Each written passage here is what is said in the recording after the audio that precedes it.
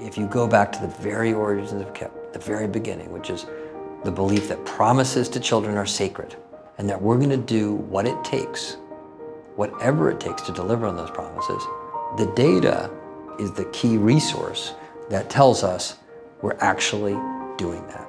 I think that they want us to know that we can go to college and through college, and they want us to believe that we could do anything that we set our minds to. And through the journey we've been on, we have evolved away from saying the way you can assess whether a school is doing well is how they did on their state test score 1 year. It's just not a comprehensive or healthy way to look at a school. So our report card, we're actually asking ourselves 6 questions. We view this as a holistic way of looking at whether our schools are thriving. We care whether we're serving the kids who need us the most. We care whether our children are staying with us year over year. A school with high test scores and high attrition is not a great KIPP school. It just isn't.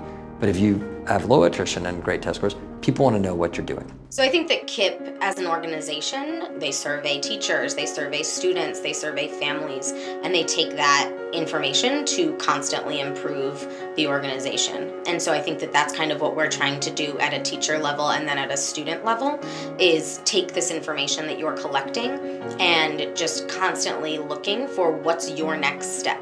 The point of taking tests is to find out what you're weak and strong at in the particular subject.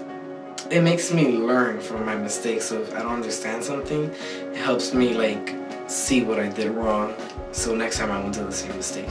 Data gives me power as a teacher by enabling me to really make informed decisions, so not just, I'm going to teach this today because it's the next thing in line, but more importantly, I'm going to teach this today because my students are struggling with X. And I also use assessments to differentiate lessons.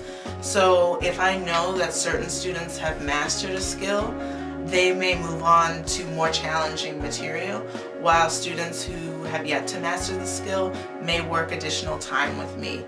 If I have a kid in 8th grade who's functioning at a 6th grade level, but earlier in the year she was at a 4th grade level, I don't want to talk to that kid about why you're so far behind. I want to talk about the things that you did that got you where you are, and what the next steps are, and what the future looks like.